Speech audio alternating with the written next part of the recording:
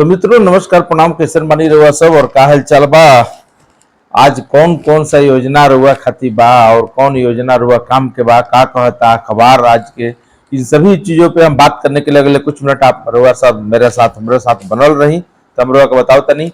जैसे बड़ा महत्वपूर्ण बढ़ुए कि होटल पाटलिपुत्रा अशोक में 5 सितारा होटल बनी, 3 गो पटना में होटल बन रहा बा जो बिहार सरकार पर्यटन विकास निगम के द्वारा बनावल जा रहा है। जना में पहला बा पाटलिपुत्रा जो इनकम टैक्स चौराहा पर बा, दूसरा बा सुल्तान पैलेस जो पहले परिवहन निगम के ऑफिस होते रहे, और तीसरा बड़ुए बांकीपुर बस स्टैंड ओकरो के तोड़ करके डिमोलिश करके नया वहां भी 5 स्टार होटल बने वाला बा। तो तीनों जगह में से पहला जगह एग्रीमेंट हो गई, तीनों जगह के टेंडर एक साथ निकल रहे और पहला बार पहला के एग्रीमेंट हो चुकल बा जो के दियल गई बा।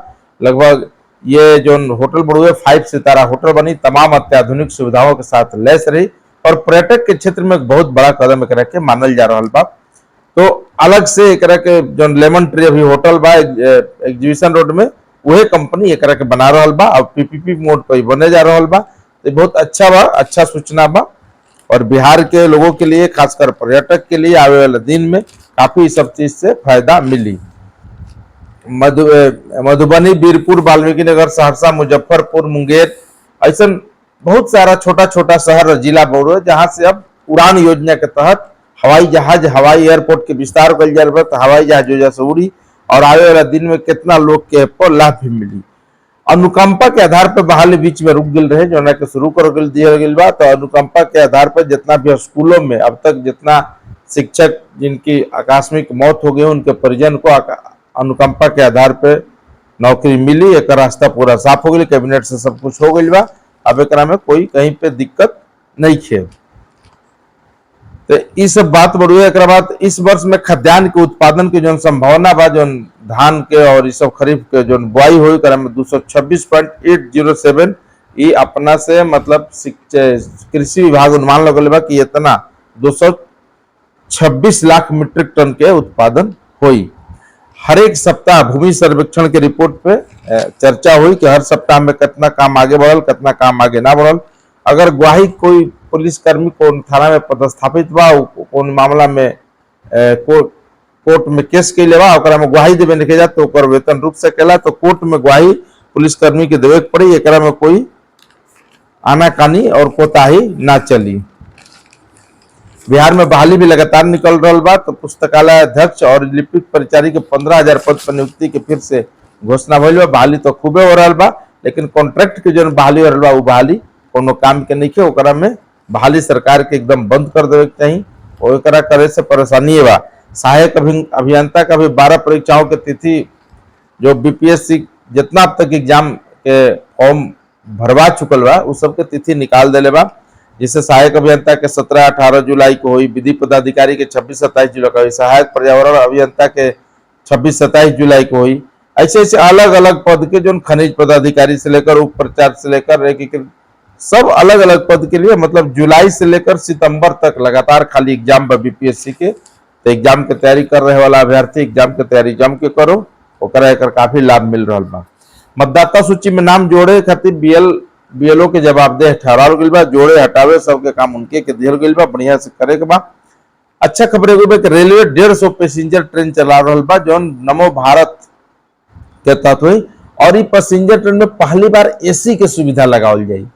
तो 50 नई ट्रेन जो चली एसी के सुविधा के साथ अलग अलग छोटा छोटा स्टेशन खातिर जो मेमो डेमो जो ट्रेन देखत नहीं जो आज के डेट में कोई चढ़ल नहीं के चाहत, लेकिन जैसे ही एक एसी लग जाए तो सुगम हो जाए रास्ता। और जैसे मान लीजिए जैसे आरा जाए के बाद, जैसे भभुआ जाए के बाद, जैसे खुसरूपुर जाए के बाद, नालंदा जाए के बाद, नवादा जाए के बाद, ये सब छोटा छोटा जो लोकल ट्रेन जो चलते रहे वो लोकल ट्रेन के जगह चली। तो बहुत अच्छा योजना बा सरकार के। तो ऐसा 1200 एकड़ में अतिरिक्त कोच लगाओ जी, कोच लगा के सबके नया ट्रेन चलाओ जी, इससे काफी फायदा हुई।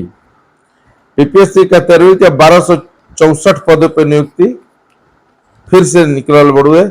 तो ये लगभग एक बढ़ले जाए, भी विस्तार हुई, इसमें कितना पद अभी और जुड़ी। इससे तैयारी करे वाला लोग सावधानी से फॉर्म भरे और तैयारी करे।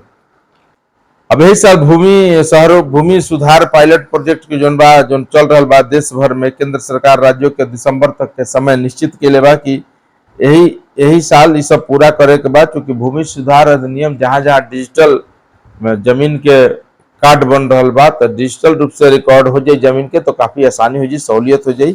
इस सब पर बात चल रहा बा।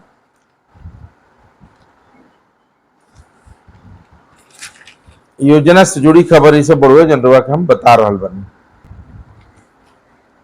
इस बार चूंकि धान की खेती की शुरुआत हो गई बा, तो खाद के ओकरा में बहुत महत्वपूर्ण रोल होला, खाद की जरूरत होला। तो उर्वरक की कालाबाजारी हुई तो सरकार अब छोड़ेगी नहीं, काफी कमर कस का तैयारी सरकार कर रही है। क्योंकि जितना भी कालाबाजारी करे वाला, मतलब कि जितना भी घोटाला करे वाला लोग बा, ओकरा पर सख्त और पैनी निगाह रखले बा। केंद्र सरकार यह बार 10.32 लाख टन यूरिया, 2.20 लाख टन डीएपी यानी डाई, और 2.50 लाख टन एनपीके और 0.50 लाख टन एमओपी, 0.75 लाख टन एसएसपी आवश्यकता निर्धारण के लिए रहे, तो सब दे रहा बा। उपलब्धता 18 जून तक हो चुकल बा। बिहार में 3.74 लाख मीट्रिक टन यूरिया आ चुकल बा, 2.43 लाख टन डीएपी आ चुकल बा। तो खाद के कोई के भी नहीं, किसान आराम से अपन काम करस, कहीं कोई परेशानी नहीं है। परेशानी होकर तो सीधा एकदम कृषि विभाग में डायरेक्ट टोल फ्री नंबर पर फोन करके कर सूचना दिए। मंत्री जी काफी सख्त बन, अब मंत्री जी कितना सख्त बन तो किसान के समय पर खाद मिल जाए, तबे कहे के बाद।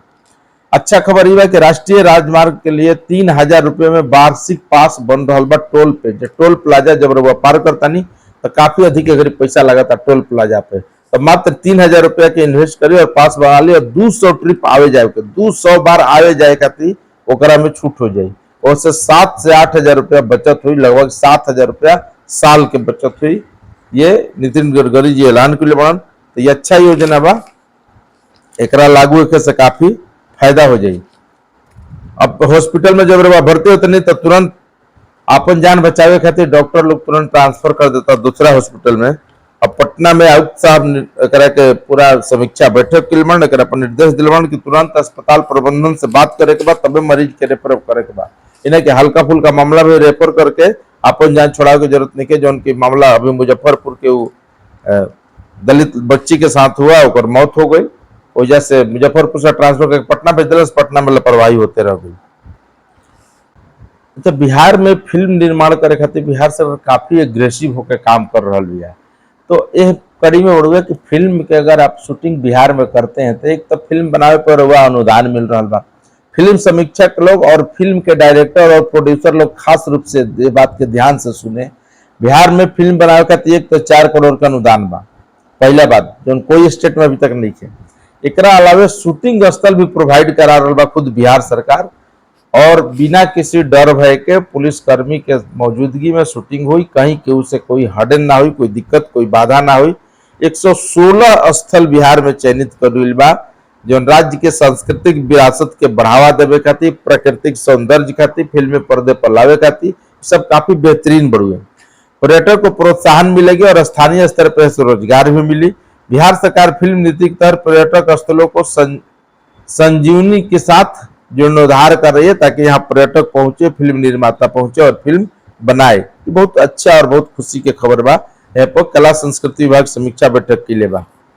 अब कौन कौन लोकेशन में जना में, जिससे राजधानी पटना में अगर बात करब तो गोलघर, गांधी संग्रहालय, गांधी घाट, श्री कृष्ण विज्ञान केंद्र, महावीर मंदिर, खुदाबख्श लाइब्रेरी, कुमरार पार्क, पटन देवी मंदिर, तख्त श्री हरिमंदिर, बुद्ध स्मृति पार्क, सभ्यता द्वार, प्रकाश पुंज, इस्कॉन मंदिर, इको पार्क, चिड़ियाघर, अशोक कन्वेंशनल सेंटर, परिवहन कार्यालय मतलब दरभंगा हाउस, ओकरा बाद मरीन ड्राइव जो बनल बा पूरा इलाका मरीन ड्राइव, इस सब जो इलाका बा। अगर आप जिला में जाए तो बक्सर में जाए तो अजमेर शरीफ, औरंगाबाद में जाए तो देव कुंड जो बड़ुए हो कर सकिना, जैन मंदिर जमुई में, मंदार पर्वत पर लोकेशन बहुत शानदार लोकेशन में मंदार पर्वत के, मनेर शरीफ में, औरंगाबाद के कई ऐसे शहर शामिल बा। गया में जाए तो 11 ऐसे जगह चयनित किया, महाबोधि मंदिर से लेकर दशरथ मांझी गोडरा पहाड़, मंगला गौरी, विष्णुपद, मतलब और रोहतास में अगर जाए तो शेर शाह सूरी के मकबरा बड़ुए हो जाए शूटिंग कर सकिना।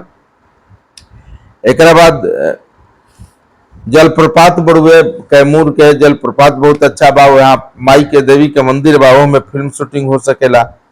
मतलब अलग अलग जगह पे बिहार के कोई ऐसा जिला बाकी नहीं है जहाँ पे ऐसा पर्यटक स्थल नहीं है। नालंदा में जाए तो नालंदा विश्वविद्यालय से लेकर के अवशेष नालंदा विश्वविद्यालय के पुराना बा हो जाए, जैन मंदिर हो जाए, पावापुरी हो जाए, जल मंदिर हो जाए, रामरेखा घाट हो जाए, तो बहुत तरह के मतलब 116 स्थल चयनित कर गई बा। सबसे बढ़िया योजना बा वाल्मीकि नगर व्याघ्र परियोजना में। अगर ओइजा चल जाए तो टाइगर रिजर्व में एक से एक लोकेशन बा। राजगीर में भी नेचर सफारी बा, ओइजा भी एक से एक लोकेशन बा। तो बड़ी खूबसूरत और बड़ा मनोरम दृश्य बिहार के फिल्मी पर्दे पर आई अगर ऐसा शूटिंग हुई तो सरकार काफी एक्टिव बा। अब रउआ सब भी एक्टिव हो जाई। नालंदा के 32 जगह, गया के 11 जगह, रोहतास के 7 जगह और पटना में तो खैर जगह की कमी नहीं है, 50 से अधिक जगह बढ़ुए जहाँ पे फिल्म के शूटिंग डायरेक्ट रूप से हो सकेला। तो 116 स्थल के चयनित भइल बा। तो ये अच्छी खबर बा। फिल्म निर्माता, समीक्षक और प्रोड्यूसर लोग काफी है पर ध्यान देके एक्टिव होकर काम करे की जरूरत है।